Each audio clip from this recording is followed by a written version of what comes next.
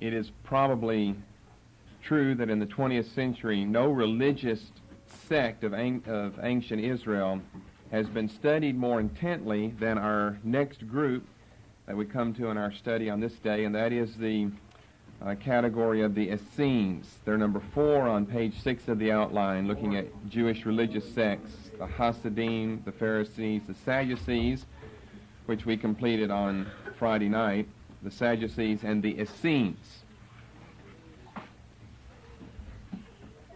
They are a very important religious sect. We have known a lot about the Sadducees and the Pharisees for a long period of time because the material has simply been available. So the scholarly world that's always so busy studying these things have availed themselves of the material, and they've done a lot of study concerning the Pharisees and the Sadducees. The Essenes, however, are a different group, a unique group. They are not the same as the Pharisees or the Sadducees. If we had to say which one they are closer to, by far, they're a lot closer to the Pharisees than they are to the Sadducees. But I don't think that there's any ancient sect in Israel, and there are a lot of them, and we're just covering the major ones, which has been more intensely investigated in the 20th century than the Essenes. And I can think of several reasons why this is true. First of all, in 1947, there was a discovery of a group of manuscripts in Israel on the northwestern shore of the Dead Sea, and these became known as the Dead Sea Scrolls. And they contain material that evidently either described this group we're talking about, the Essenes, or one that was very, very similar to it.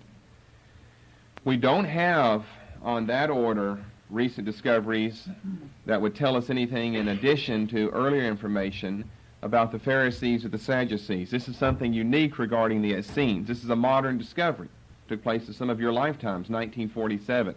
Amen. New material, new manuscripts that were over 2,000 years old were discovered in the Dead Sea area on the northwestern shore. And that really excited the attention of a lot of scholars.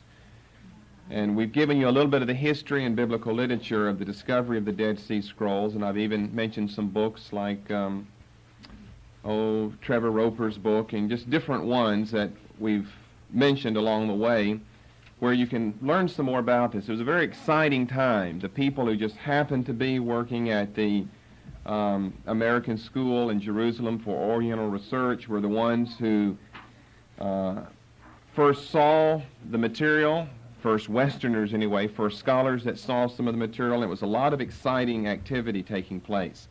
Over the next year or so, studies were made, but even to this day, and we're a whole generation removed from that time, over 40 years removed from that time, very little really has been published. So much more is on the drawing board to be published because they're still studying, and some of the men that first began the project are dead now. And people on the faculties of the schools where they were have taken over the responsibility to keep on working on the material. And so I guess that's what I would first of all say about this discovery, that scholars first focus their attention on the documents themselves from a textual criticism point of view. And that's where we've studied it before, in biblical literature. And that was in order to compare their text with the Masoretic one. We didn't have manuscripts for the Hebrew Old Testament that dated back any earlier than the 9th or 10th century A.D. The Old Testament's older than the New Testament, but the extant manuscripts supporting the text of the Old Testament were a lot more recent and modern than the ones supporting a more recent New Testament. We had New Testament texts that went back to the 2nd century A.D., not even a century after the New Testament was written. Well, the Old Testament had been closed for over 500 years by that time. Some of it had been written 1,500 years before that time. And no manuscript evidence of that. We have nothing but the text of the Masoretes that dates back to the 9th and 10th century A.D.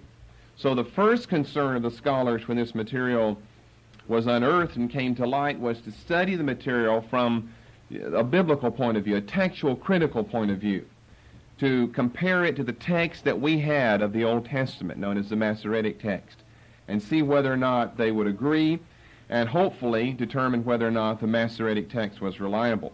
Of course, you know the outcome to that. They did agree, and it shocked the scholarly world, that you've got Masoretic text 1,000 years after the time of Christ, and a couple of 1,000 plus years after the time of Moses. And these Masoretic texts were very, very close, sometimes verbatim, these texts known as the Dead Sea Scrolls, which go back at least a couple of centuries BC. 1,000 years separate the two. The moral of that story? Well, the carefulness of the Masoretic scribes. They were very careful, much more careful than so-called Christian scribes were in copying the New Testament. We end up with all of these textual families, Alexandrian family and Byzantine and Western, and you end up with all of these textual families, and you don't have that as much anyway with the Old Testament. So the moral is how accurate and how careful and meticulous the Masoretic scribes were. But then one thing led to another, and they had began looking at it from the textual critical point of view, and they kind of got led off the trail, and some scholars became very interested in the origin and the identification of the people who deposited this material. You see, the first concern was just the material. Here we've got priceless, beyond value, priceless manuscripts of the Old Testament that go back into BC years, pre-Christian years. And they're going to compare those with Masoretic texts. Well, later, other scholars, one thing led to another, and they became very interested in the people, the identification and origin and description of the people who actually deposited the material. I'm giving you one reason here, at least in my mind, why the Essenes have perhaps been more studied in this century than any other ancient sect, religious sect in Judaism, the discovery of the Dead Sea Scrolls. And then secondly, another reason I would give why I think the Essenes have been in the spotlight for quite some time, and this is especially true post-1947. Liberal scholars especially have puzzled over the enigma of this man called John the Baptist. He just is a unique character in the gospel account. You turn over to the Gospel of Luke. We're going to look at a few passages here that have caused some of the liberal scholars to puzzle over him. Now, I guess maybe everyone has kind of wondered about John the Baptist. He is a rather mysterious figure. He has a lot of divine activity that antedates his birth, so we are enlightened immediately to the fact that he must be a special figure. And then he's born, and then he just disappears for years and years and years, only to come on the scene just as a spark in the pan, as it were, for a moment, a brilliant flash, and then he's gone. And liberal scholars have puzzled over this man, this prophet John the Baptist. Luke chapter 1 and verse 80. Most of Luke 1 is about the birth, the prediction of, and then finally the birth of this man John the Baptist, and those two things I just said. In between those two, you'll find the prediction of the birth of Christ. The child grew and waxed strong in spirit and was in the deserts till the day of his showing unto Israel. Well, the supposed monastic, communal, ascetic arrangement of this desert group, we'll say more about that later, known as the Essenes, that seems to fit John perfectly. They were ascetics. They were part of a monastic desert fraternal community. Some of them, anyway, in which only men were allowed. We see from this verse in Luke 1 and verse 80, that the location for the so-called hidden years, quote-unquote, the hidden years of John the Baptist, the location is the desert. If we go back up into verse 39, we see that whenever Mary is taking her trip to the house of her cousin Elizabeth, she goes into the hill country, into a city of Judah, and evidently that is somewhere southeast of Jerusalem, which would put us on the southwest shore then. Southeast of Jerusalem, which would put us on the southwest shore of the Dead Sea, or somewhere in that desert region. And this is where John the Baptist is. So perhaps he left his home. His home was already in that area, toward that proximity, and he simply left it and traveled further to the southeast. Of course, we're not told. We're just told he was in the deserts. But if you think about this verse and you read it more carefully, and you see that, the child is growing, he waxes strong in spirit, and he was in the deserts until the day of his showing in Israel. Obviously, then, he wasn't raised by his parents the whole time. He was in the deserts until his showing unto Israel. Then who raised him? Where was he? What was he doing?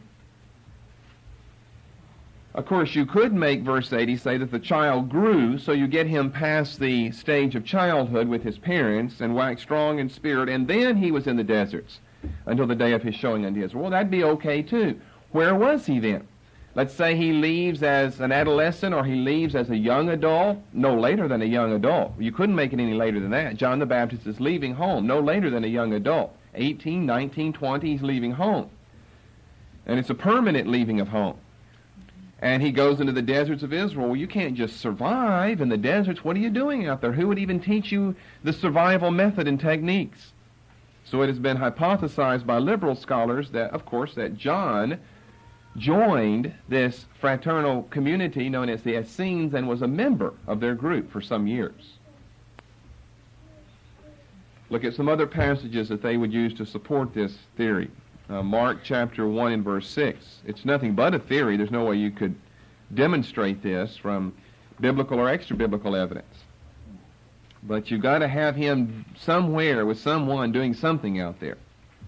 Mark chapter 1 and verse 6. Now Israel is being introduced to this John the Baptist. Those in Jerusalem, you see, knew about his birth. It was a marvelous thing. You know the account in Luke 1. It's a marvelous thing. Some of them are bound to be alive 30 years later, whenever they see this man again. They remember that story, and look how they see him now. John was clothed with camel's hair. This wasn't just common garb of the day. And with a girdle of skin about his loins, and he did eat locusts and wild honey. Locusts are bugs. Now, I know whenever I was over in Israel, then some people try to show you that there's a locust plant. You get little things like, what are they? Little beans like off a catalpa tree. If you know what a catalpa tree is, you get these big cigars. We used to light them and play like we were smoking them when we were little children. I don't know if they smoke or not. We played like we were smoking them. And you get off catalpa trees good catalpa worms. Excellent fishing bait. So they say this is what the locusts were. They were these bean pods that came off locust bushes. I even have one, I think, somewhere down in my study. The remains of one's all shriveled up now. I stole it from Israel and brought it home. Well, I don't think that's what it means, though, because anybody could eat those things. They were beans. They came off the trees. You could gnaw on that. Probably any common man did. And so they're the gospel writers are setting him apart as being different, unusual, weird, strange, unique. And so you can't say that he wore the normal clothes or ate the normal food. You've got to say whatever he did. He ate locusts. Those are bugs. And we know that locusts are found throughout that part of the world, and locusts are found throughout the Bible. So he'd catch locusts and eat them. He ate them out in the desert. Locusts, wild honey. They cultivated bees like people do today, but most of the honey would come from in the desert area where the bees would often have their hives in the rocks. You don't have enough trees in Israel, in that part of Israel anyway, for the bees to build their hives there. They would build them in the rocks. So John appears to be a very unusual character. Then over in Matthew, we go over to Matthew chapter 11. Matthew 11 is the account where John's in prison and he sent his disciples to Jesus asking him, "Are you the one, or should we look for another?" And Jesus said, "Well, go and tell John the things that you see and hear." And that ought to be proof enough to him. And evidently it was. But down in verse 16, Jesus then, after his disciples leave, he turns to the multitudes around him and gives them a parable here, differentiating himself, contrasting himself, his ministry, how he conducted himself, how he had to, his mission, his style, with that of John the Baptist. Now they had one goal, and that was to bring the kingdom of God in. John said, "Repent, the kingdom of heaven is at hand." Jesus said, "Repent, the kingdom of heaven is at hand." They weren't preaching two different messages, but they were two entirely different men. Verse 16, "But whereunto shall I liken this generation? It is like unto children sitting in the markets and calling unto their fellows and saying, he's speaking of games that children play. We have, hopscotch or whatever you play today, pin the tail on the donkey. They had games that the children played, and these were some of the games. You have to understand that, or you miss the metaphor and the parable that he's saying. And saying, we have piped unto you, and ye have not danced. We have mourned unto you, and ye have not lamented. They played wedding and funeral games. For John came neither eating nor drinking. Well, he ate and drank, or he would have been a skeleton and would have been dead by the time. But not eating very much, or drinking very much, and not eating and drinking the standard, the accepted things. John came neither eating and drinking, and they say he's got a demon. Now, these were at least some of the people. You have to remember Luke 1. Who witnessed this marvelous account of his father who had been in before the altar of incense and came out speechless and had to write on a tablet the name, and as soon as he did, his tongue was loose and he prophesied. You remember that by the Holy Spirit? Amen. And what are the people saying? He's got a demon, the boy now. Some of them were alive back then, some of them weren't, but I'm sure the story was widespread. He's got a demon. Why? He doesn't fit in with the rest of us. He's got a demon. Then Jesus contrasts himself. The Son of Man came eating and drinking. And they say, behold, a man gluttonous and a winebibber, a friend of tax collectors and sinners. In other words, I think the point of what he's saying is you can't ever please everyone. It doesn't matter what you do. You can't ever please everyone. They're going to find fault with you regardless of what you do. You can abstain or not abstain. And if you abstain, they'll accuse you because you should not have abstained. And if you don't abstain, they'll accuse you that you should have abstained. There's no way you can please the people. I think that's the moral of the story. I think Christians need to learn the little story. I mean, he goes on to say that wisdom's justified of her children. It's justified of what it produces. It's justified of the results in people's minds. Christians should learn the story. There's no way you're going to satisfy your critics out there. You soon surrender that notion, go ahead and preach the Word.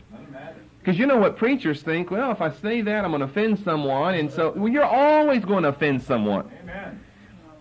And if it comes to the place where you're not offending anyone, then you offend us because you're not offending anyone. Hallelujah. You have to offend. If it's truth, you have to offend. Amen. And if you're not offending anyone, that's offensive to me then. Amen. So there's, you're going to have your critics. They're going to be us or someone else, and we're all going to have our critics. So what Jesus is saying is, to each his own, you've got a calling, live your calling. It doesn't matter what people say about it.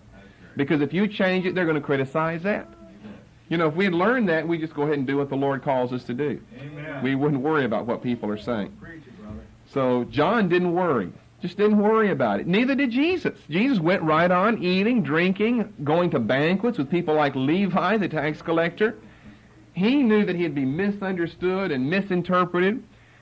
He knew, down to this day, that the evangelicals would use that and misinterpret that and misapply that so it's okay to go to bars and socials and football games and all of this. He knew that. He did it anyway. Because if he wouldn't have done that, they would have found a criticism of that. And then they would have used that maybe to justify something in their own life. So here's another passage where John the Baptist stands out as unique and strange and different. And then over in Luke, let's go back to Luke one final time, Luke 3, verses 10 and 11. Luke 3, 10 and 11. Some of the advice that he's giving is interesting advice here. Luke 3, 10 and 11. People come saying, what shall we do? And he answered and said unto them, he that hath 2 coats, let him impart to him that hath none. And he that hath meat, let him do likewise. In other words, he's really teaching a sharing type theology here. That the Jews, because they're so covetous, they need to hear this message that they don't have the right to own 2 things whenever their brother has none. Then came also the tax collectors to be baptized, and said unto him, what shall we do? And he says, exact no more than what's appointed to you. Well, the Jews would have agreed with that. That would have been good advice as far as they are concerned. I guess it's that 11th verse that would have been a real problem to them, because they were covetous by nature. So he's teaching remember I haven't really given you much background for the Essenes yet, but they are a communal, monastic, ascetic type group. So this business of sharing goes very well with communes. And he's teaching sharing. And the Jews didn't teach that. If they would have taught that, Jesus and John wouldn't have come with their Sermon on the Mount and John's sermon in Luke chapter 3. So there are two reasons I would say that scholarship in the 20th century has been particularly fascinated with this phenomenon known as the Essenes. The discovery of the Dead Sea Scrolls in 1947 in the first place, and secondly, the liberal puzzling over the enigma of the prophet John the Baptist. You see, they already were puzzling over John. He's a strange character.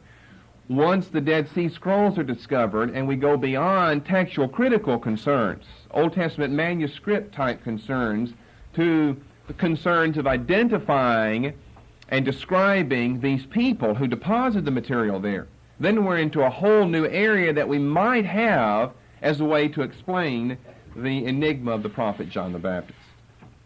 All right, so let's go on this morning. Next of all, I want to give you some of the sources of our material for the Essenes. The Essenes are a final member of the important trio that I gave you earlier of Jewish sects, those being the Pharisees, the Sadducees, and the Essenes. That's the important trio. There are other sects, as you can see on your outline, that we'll begin discussing later, but those are the three important ones right there: the Pharisees, the Sadducees, and the Essenes. In talking about the sources for our understanding of the Essenes, then we are obviously implying here that we don't have any New Testament material. They are not mentioned in the New Testament. As a matter of fact, they are the only of this important trio not mentioned. More than that, they're the only of the religious sects we're studying not mentioned anywhere in the Bible. So we have to go outside of the New Testament to find our information. We found a lot of ours for the Pharisees and Sadducees in the New Testament. For the Essenes, this will be different. We have to go outside of the Bible for this. The information that we find then, I would characterize as fragmentary and often contradictory. So you have to do some putting of the thoughts together and leaving some loopholes, leaving some room for allowance of things that don't fit a real rigid theory of reconstruction as to the origin, description, identification of the Essenes. Basically, the information we can gather comes from the following half a dozen sources. First of all, we have the himself unique Jewish philosopher Philo, Philo, Philo. He gives us our earliest information. Well, really 6 gives us our earliest, but you have to deduce things from 6. So we'll stay with that statement for right now. He gives us our earliest information about them. But the people who know Philo very well, and I'm not a Philo scholar, that would bore me. They call them Philonian scholars. That would bore me to study Philo when you have Peter to study, or Paul. Often they say that there's too much of Philo and not enough of the Essenes. So, in other words, just Philo's reconstruction of things, and it doesn't have any historical basis. So, in other words, I would say Philo, according to the scholars who study Philo, Philo's not a real reliable source for the Essenes. Too much of Philo, not enough of real history. Then secondly, we have Josephus, Jewish historian, well-known Jewish historian, who presents us with a lot of information, not only about the Essenes, but about all the other religious sects in Israel. He's rather comprehensive. But Josephus also presents us with somewhat of a problem. It's a chronological problem, a problem that concerns himself, his own life. And it goes like this. He tells us that from the age of 16 until the age of 19 in his own life, Josephus, as a young man, from the age of 16 until he turned 19, that he investigated the important trio of religious sects in Judaism.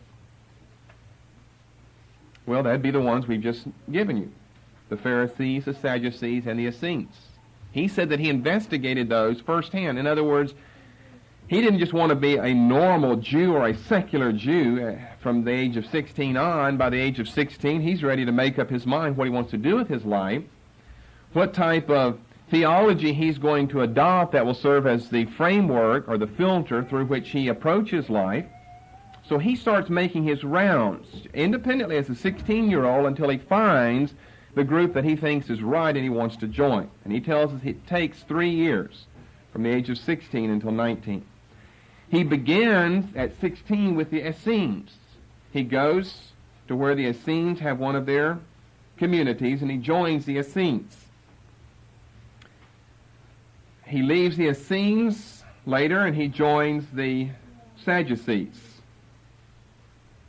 He leaves the Sadducees, finally, returns to Jerusalem, and joins the Pharisees. Now, let me make a comment about that before I go on. It's fairly definite from his writing that he did join both the first and the third group, the Essenes and the Pharisees. Whether he actually became a member of the Sadducees is another matter. He did have the right genealogical background where he could have joined that group. But his writings are a little bit obscure here. He may simply mean that he studied Sadducean theology. In other words, investigated it with the intent being that if he felt it were right, he would join that group. And evidently it was weighed in the balances and found wanting because he rejected the Sadducean movement. So I'm not for sure whether he ever joined the Sadducees or ever saw them, and became a part of a group of theirs somewhere, or on the other hand, whether he simply studied their material. But he did join the Essenes and he left, and he did join the Pharisees with whom he stayed, and he was a Pharisee for the rest of his life. You say, what's the problem? Here's the problem. He also tells us that for 3 years he was with a certain ascetic leader named Banus, B-A-N-U-S. That he was, like a disciple, a pupil of a certain ascetic leader whose name was Banus. Well, I trust you can see the problem. If you were there for 3 years, 3 years would essentially take up ages 16 to 19. That leaves little time for investigating the Sadducees, and that leaves hardly any time for joining the Pharisees. And that would then also assume, if this is an ascetic leader, Banus, then was he not an Essene? They were ascetics in their community, and the Pharisees weren't. Was this Banus an Essene? Well, Josephus never tells us that. He simply followed some ascetic leader whose name was Banus, and he followed him as a pupil or as a disciple, a son in the faith, as it were, for a period of 3 years. It's probably still okay to take his first account. He could have joined up at the age of 16, investigated the Sadducees, long distance, as it were, while he was a member of the Essenes from this period of age 16 to 19. And then whenever he turned 19 or somewhere in his 19th year, for whatever reason, he doesn't tell us, he chose to leave the Essenes and go join the Pharisees. You could still fit it all in chronologically, although it could leave somewhat of a problem. The only problem beyond that would be, how did he get into the Essene community in the first place? You don't just walk in as a 16-year-old, as we'll see later. It took a period of time to enter. And so he doesn't tell us, however, that he started this religious itinerant journey of his, this pilgrimage, whenever he was 14 or whenever he was 13. Those years, 13 or 14 to 16, are going to give him enough time to meet some requirements, as we'll see later on in the study this morning, to be able to join the Essenes in the first place. You don't just walk in as a 16-year-old and join. If he, in other words, followed Banus for 3 years, this ascetic leader, and that equals his life from age 16 to 19, really you've got to back it up earlier. You have to have some earlier time for him to become acquainted with the Essene Brotherhood and for them to become acquainted with him. Then a third source is Hippolytus, Hippolytus. Hippolytus. Hippolytus was a Christian writer living in Rome in the 3rd century. And he gives us some of the material of the Essenes. Hippolytus, Hippolytus. But much of what Hippolytus has to say is very, very similar to what Josephus has to say. So Josephus is more copious in the material that he gives. So it'd be better to follow Josephus simply because you have more information than you would have with Hippolytus. Some have said that since the material is so similar, it's possible that Josephus and Hippolytus might have used a common source for their material. But then that kind of denies the fact Josephus knew firsthand, if we take him at his word for the travels that he made, the spiritual pilgrimage. How Hippolytus got that, it doesn't appear as though Hippolytus took any material from Josephus, would be another question. Then in the fourth place, another source is the Roman historian Pliny the Elder. Pliny, P-L-I-N-Y. There's a Pliny the Elder and a Pliny the Younger. Pliny the Younger is an important writer because of an alleged reference made to some Christian things in the Christian movement. But Pliny the Elder was a Roman historian, and I include him here. He's noted for giving us the earliest reference to the fact that the Essenes were a monastic sect. You know what a monastic means, a monastery? They were a monastic sect living on the northwest shores of the Dead Sea. You see, Josephus doesn't tell us all about that. Pliny the Elder is our earliest reference. This is like 2nd century A.D. to the fact that the Essenes were a monastic organization living on the northwest shores of the Dead Sea. I'll say something about that in just a moment. Then number 5, another Christian writer, Epiphanius, E-P-I-P-H-A-N-I-U-S. For the continuation of the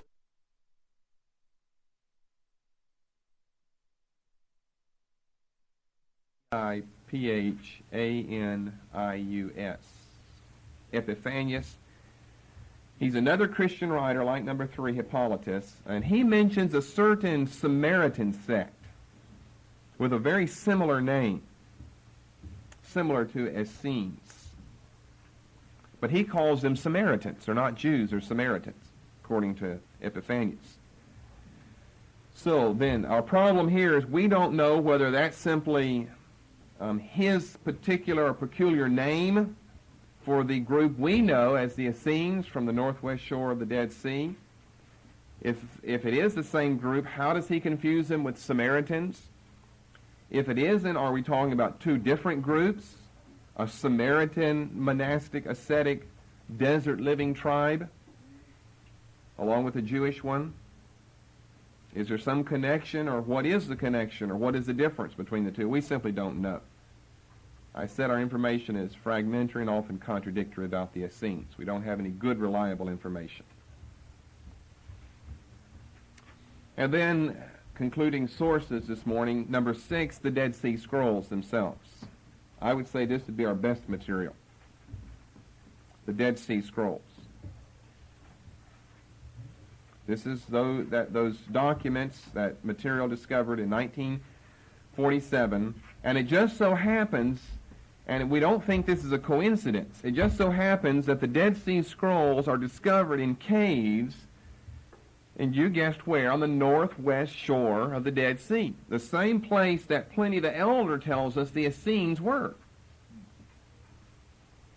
So you see, when all of this information has been put together, then immediately scholars recognize this and were led to the conclusion, then this group of people that Pliny the Elder mentions as living in caves and communities and so forth on the northwest shore of the Dead Sea must be the same group of people who deposited this famous material we've now discovered called the Dead Sea Scrolls.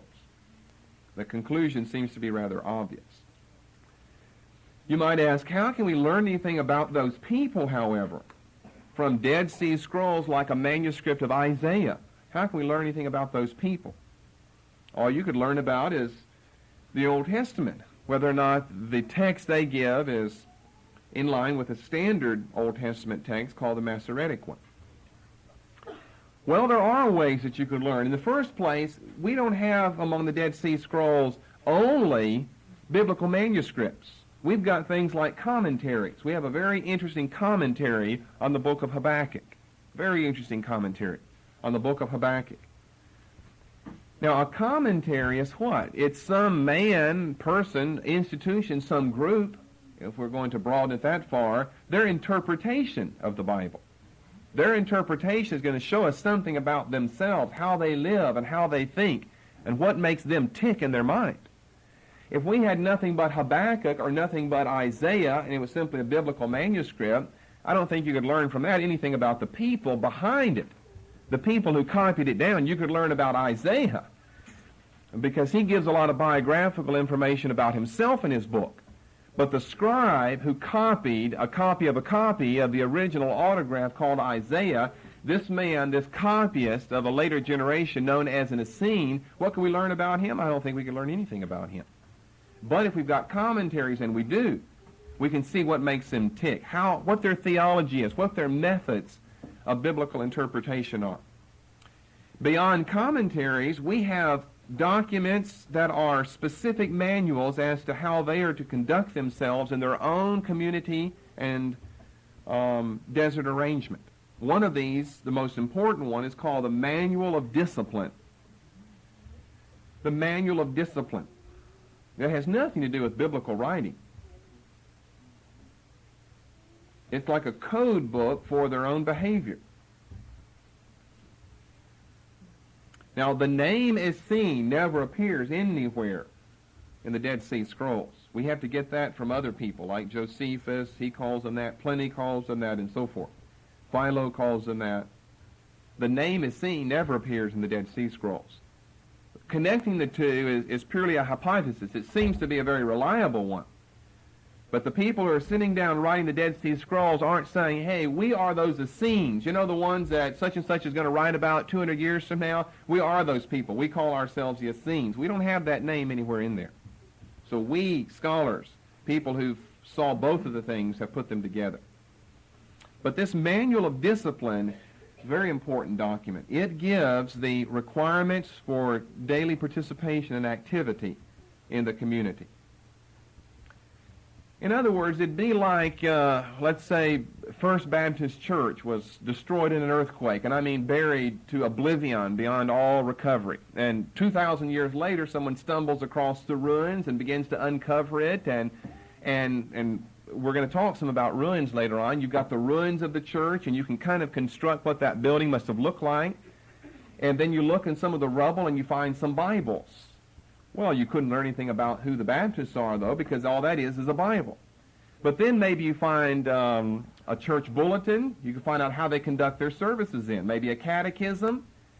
Maybe some particular local charter for the establishment of that independent Baptist church. We could learn a lot about what goes on in that church, what's required of the members of that group, if we could find some local documents that were written by and for the people. That's what the Manual of Discipline is. It has nothing to do with the Bible at all. It has only to do with their own community. And so I'm going to base most of what I say about the Essenes on the assumption that the people described in the Manual of Discipline are the same people known elsewhere as the Essenes. Okay, that can't be proven, but I'm going to base all that I tell you, my information, my understanding of the Essenes, on this assumption, that the people who deposited the Dead Sea Scrolls, who are the same people describing themselves in the Manual of Discipline, are the people known elsewhere as the Essenes. That has to be an assumption, but we've got to work on the basis of something. So I'm going to assume that's true, and I don't think that it could be proven not to be true. I think that maybe eventually information will surface that can demonstrate not only a close relationship between the two, but a precise identification. So next this morning, let's come to the question then, who were the Essenes?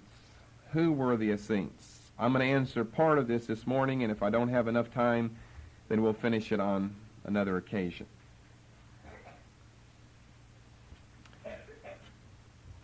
Okay, let's start. I would begin this study with kind of a qualification like I did what I said concerning the sources for our information of the Essenes. And that is that no common picture of an homogeneous group emerges. We're going to base most of our information on the Manual of Discipline, assuming that it describes the people who gave us the Dead Sea Scrolls called the Essenes. But we'll have to also be dependent on some of these other sources. When you get the material together, no common picture of an homogeneous group emerges. One major complication or barrier in our study is the fact of differences, or so-called contradictions. In other words, one writer will describe the Essenes and say, now here's what the Essenes were like. Here's what they did. Then someone else will describe. And there are certain things about the description that don't fit together at all. So that's one of the major complications or barriers we have in studying the Essenes. We don't have New Testament information which would be inspired and reliable. The information that we do have is often contradictory. Either we have absolute contradictions on our hands, where someone simply doesn't know what they're talking about, or, and I think this is probably the better answer, because there'd be no reason for Josephus to be lying or Pliny the Elder to be lying or something. Either we have absolute contradictions on our hands, or even better, there were different orders even among the Essenes. In other words, there was at one group, at one place, called the Essenes. They have to, if you're going to describe them, and you've got 4 people describing them, you're going to have to give the same description if you've only got one group with one name in one locale. Essenes may be kind of a broader term that referred to maybe several different groups of desert living people. The best known of them, those whose ruins have been discovered, the northwest shores of the Dead Sea. But there are ruins elsewhere in the same region. Maybe there were different groups of, quote, Essenes, unquote, more or less related, but there were differences between them. Maybe that's how we could explain then what would, in other terms, without this, be an absolute contradiction. But I think what I'm going to go on to give you this morning is a generally accurate and reliable picture of them. Who were the Essenes? Well, I'm going to give it to you under several points in describing them. Who were the Essenes? Number one, let's talk about their monasticism. Their monasticism. Now, you have to understand what monasticism is. If you know anything about a monastery or a monk, then you know what we're talking about. A group of people who separate from the ordinary intercourse of life, even from the ordinary religious intercourse of life, who separate themselves from that, don special garments, eat special foods, keep special hours with special services, special chants, special prayers, special everything. A monk, a monastery. That's exactly the picture that emerges from a study of the Essenes. They weren't just one of many religious sects of Judaism. The Pharisees didn't separate themselves and live in special places and have no interaction with the rest of the people. And the Sadducees didn't. The Essenes are going to be unique among all of these religious sects we're studying in their monasticism, their monastic ideals that they upheld. The Essenes aren't just a different sect marching around Jerusalem. They never go to Jerusalem. They are not a part of Jerusalem. They're not a part of Judea or Samaria or Galilee. They keep themselves entirely distinct from Jerusalem and from the temple and from other religious activity around it. That's the major thing to remember about them. They aren't like the Pharisees or the Sadducees, and that's probably the best explanation for why we don't have any reference to them in the New Testament. The New Testament never comes across them. They're not there where Jesus is, or where John is, or where the apostles are. They live in their own community away from everybody and everything.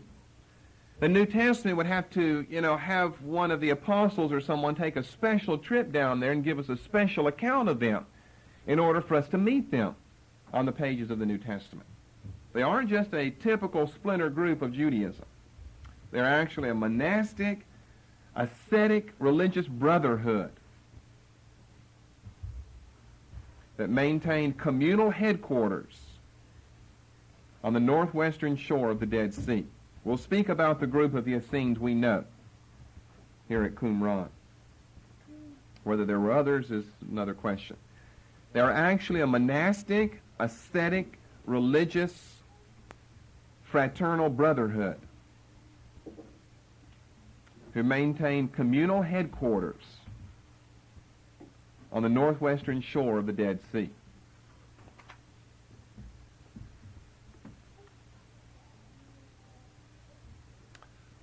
Why be way out here in the desert like that? Well, that's the best place for one to really operate a monastery that's based on ascetic ideals. You don't have the allurements and the temptations of the city life in Jerusalem. City life in Jerusalem might not equal city life in modern New York City or something, but it's still city life. There are allurements there. There are distractions there. You can't seek the face of God and seek purity and seek the things that are above when you're surrounded by all of this confusion. That was their understanding. So they separated themselves and lived in a communal arrangement. So monasticism. Secondly, let's come to another point concerning them, and that is concerning the inclusion versus exclusion of women in their midst. Monasteries don't have women, you know. They have men, or they're not supposed to have women. Maybe some of the men sneak them in at night, but you're not supposed to. That's the whole purpose of being in a monastery. To get away from attractions, as it were. Now, Josephus and Philo both said that the Essenes did not marry. They were opposed to the ordeal of marriage. Josephus and Philo. They did not marry. Yet in another place, Josephus, here's where you'll see some of the problems we run into. In another place in Josephus' 4 volumes, he mentions women in their midst, and he mentions the doctrine of marriage in their group. So I'll have to go back to what I said earlier. I think the only way you can explain this is say that perhaps some of the local communities practiced marriage and included women, and some did not. Because Josephus said the Essenes do not marry. And then later he said that they did marry. They had women in their midst. And they practiced the ordeal of marriage. So you either have Josephus just a fool, he doesn't know what he's talking about and can't even remember what he wrote in an earlier volume, or you have to think that he's talking about 2 different types of Essenes.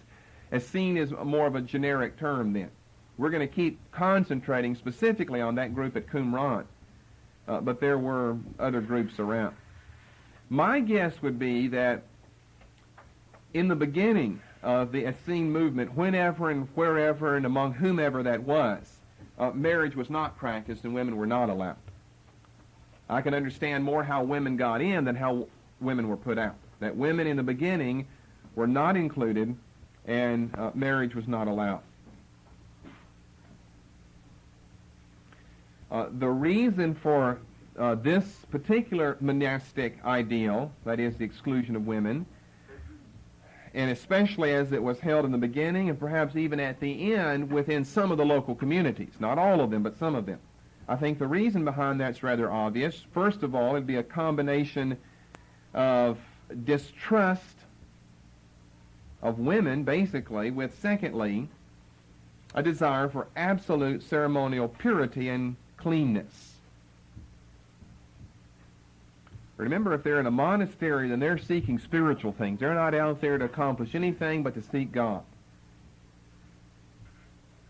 And I think that the reason they exclude women, I think this is my guess, and it's not just my guess, like why would any man want to exclude a woman, but my guess from looking at some of the material here is they had probably a basic mistrust of women.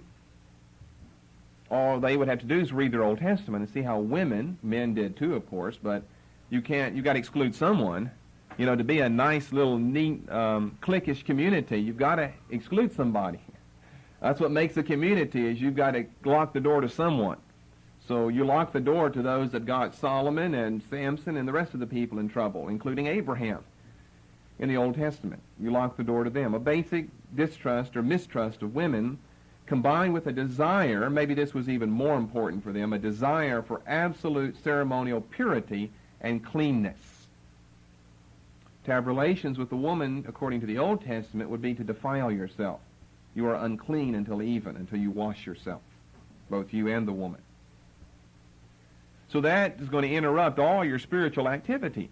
To be unclean half the time, you soon move back to Jerusalem then, when your whole purpose in being out there is to seek the Lord.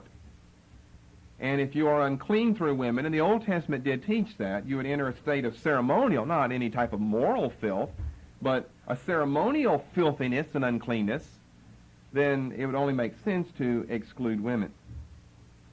However, if you keep on excluding women, you know what happens to your group? Natural extinction.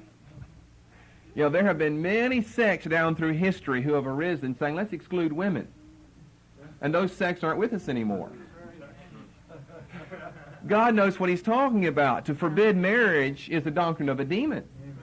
Many sects. I could give you some names of some Christian sects have arisen with the absolute exclusion of women. That's a brilliant idea. That's why those sects aren't with us anymore today. That's why the Essenes aren't with us anymore today, friends. They died out. You know, you only live as long as the last member, the youngest member of your group. Whenever he dies, he can't produce. Whenever he dies, you die, they die, it dies, the community dies. Excluding marriage is not very brilliant.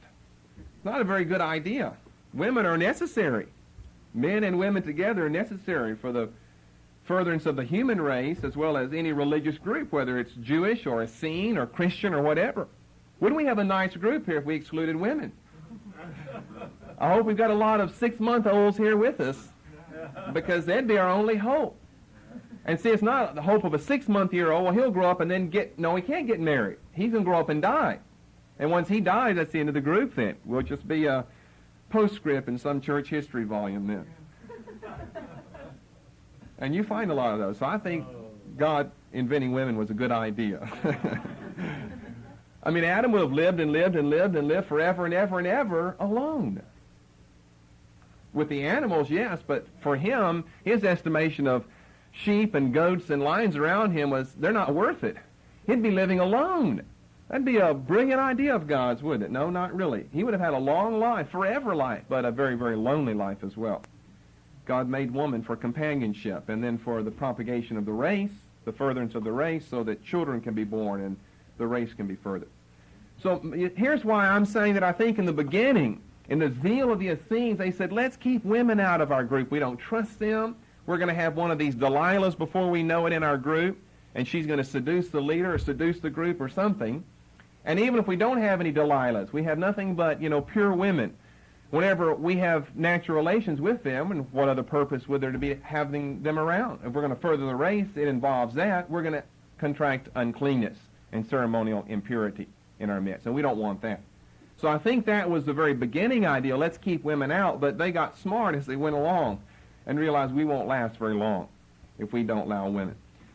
So it seems like in the end, or at least in the end among some local communities, women were allowed. Now, prospective wives had to go through a 3-year probation period. They had to go through a 3-year probation period. That's to teach them the laws of the community and to observe their life and to have them away from sexual contact with men for at least 3 years, and then show at least 3 purification periods. Manifest at least 3 purification periods, what we called, I think today, as the monthly cycle, to use a more appropriate designation of it than something cruder. A monthly cycle, that's what I mean by a purification period. In the Old Testament, that's kind of what that was about. It was a purification process. It cleaned the woman in one sense and prepared her for the conception of a child. I mean, that's what the monthly cycle is for. It prepares a woman for conception of a child. So she had to demonstrate at least 3 of those, and that was to demonstrate the fact that she was of childbearing age. To me, that shows the importance in that they later attached to women, and with this particularly in mind, that they would bear children for the purpose of conception and nothing else. Only for the purpose of conception.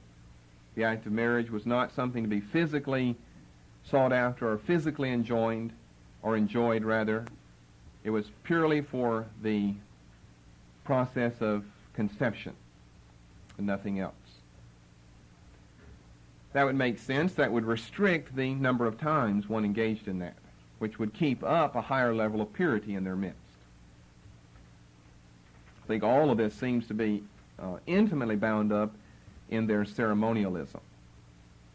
Free access to women would hinder the ritual purity of the law as Moses taught it. So that's my understanding, what I would say about the Essenes and women. Now you hear a lot of things. You could probably pick up any book, and one book will say they didn't accept women, and another book will say they did, and some married and some didn't marry, or they did marry, or another book they didn't marry. It's a lot of confusion.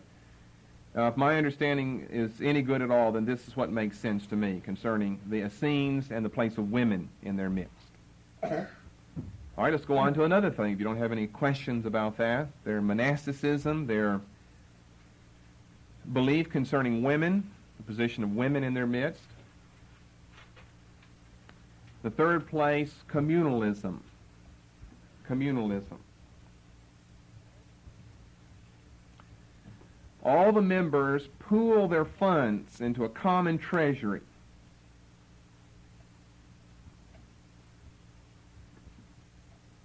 For the benefit of all. And before one is allowed to pool his funds, which equals admission to the group,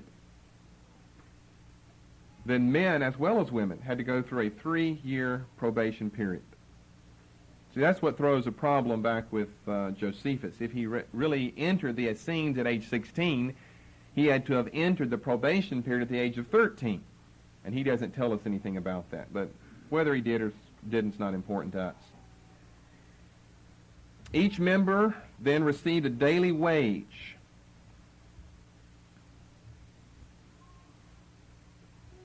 Each member receives a daily wage from this common treasury. They pool their funds. As you join the group, you bring your resources with you.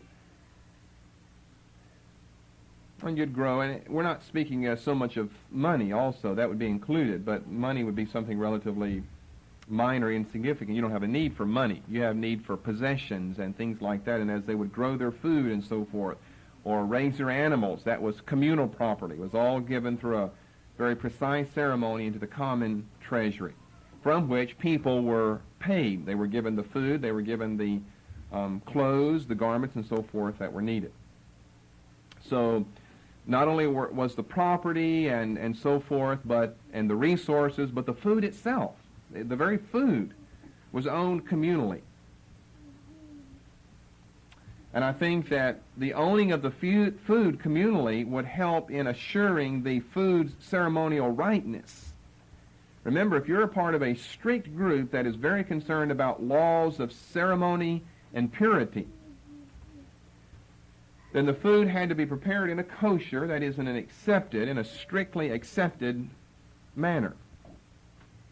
So the food being a part of a communal organization owned by the community, owned communally, would help in assuring the food's kosher quality, ceremonial rightness.